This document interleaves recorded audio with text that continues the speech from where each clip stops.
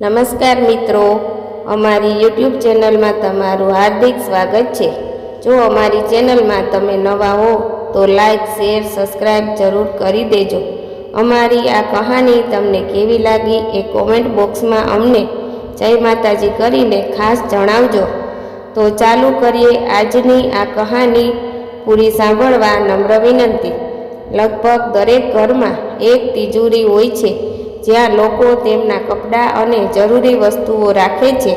જો આપણે આપણી તિજોરીઓને ગોઠવતી ઘરને વ્યવસ્થિત રાખવા માટે વાસ્તુ નિયમનું પાલન કરવામાં આવે છે। વાસ્તુશાસ્ત્ર એ નિયમોનો એક સમૂહ છે જે આપણા ભવિષ્યને સુધારવામાં મદદ કરે છે। દરેક વ્યક્તિ ઈચ્છે છે કે તેમના ઘરમાં પૈસા આવે અને તે તેના માટે દરેક શક્ય પ્રયાસ કરે છે। જો આપણે આર્થિક સમસ્યાઓનો સામનો કરી રહ્યા છીએ તો વાસ્તુશાસ્ત્ર આપણને તેના ઉકેલના ઉપાય પણ જણાવે છે।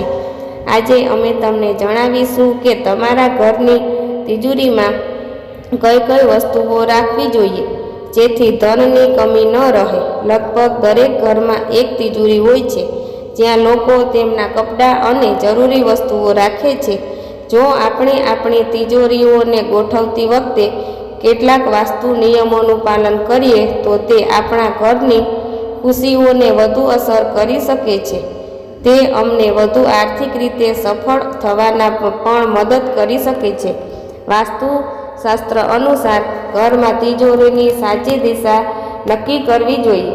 ચાલો જાણીએ તેની સાચી દિશા વિશે। વાસ્તુ સલાહકાર દિવ્યા છાબરા પાસેથી દિવ્યા છાબરા કહે છે કે ઘરના દક્ષિણ પશ્ચિમ ભાગમાં તિજોરી રાખવી શુભ હોય છે। ઘરમાં સારી ઉર્જા લાવવા માટે વસ્તુને વ્યવસ્થિત ગોઠવવાની આ એક ખાસ રીત છે। તિજોરીને આ દિશામાં રાખવાથી કહેવાય છે કે ઘરમાં પૂરતું ધન રહેશે। તિજોરીને ઉત્તર પૂર્વ દિશામાં રાખવી અથવા દક્ષિણ દિશામાં દરવાજા ખુલે તેમ રાખવી સારી નથી, કારણ કે તેનાથી આર્થિક સ્થિતિ ખરાબ થઈ શકે છે। ઉપરાંત તમારા બેડરૂમમાં તિજોરી મૂકતી વખતે ધ્યાન રાખો કે તે દિવાલને સ્પર્શ નહીં। તિજોરી કઈ દિશામાં રાખવી જોઈએ?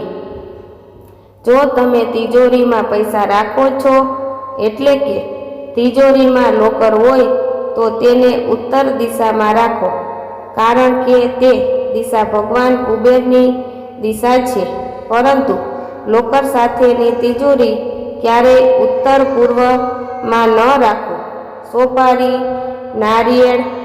હિન્દુ ધર્મમાં નારિયેળ દેવી લક્ષ્મીનું પ્રતીક છે અને સોપારી ભગવાન ગણેશનું પ્રતીક છે।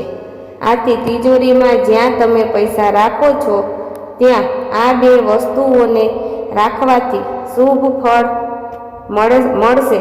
હળદરની ગાંઠ। હિન્દુ ધર્મમાં હળદરને ખૂબ જ શુભ માનવામાં આવે છે। તિજોરીમાં દેવી લક્ષ્મીનો વાસ હોય છે, જેથી હળદરની એક ગાંઠ પીળા કે લાલ કપડામાં બાંધીને તિજોરીમાં રાખો। આંબલી। આંબલીને હિન્દુ ધર્મમાં પવિત્ર માનવામાં આવે છે।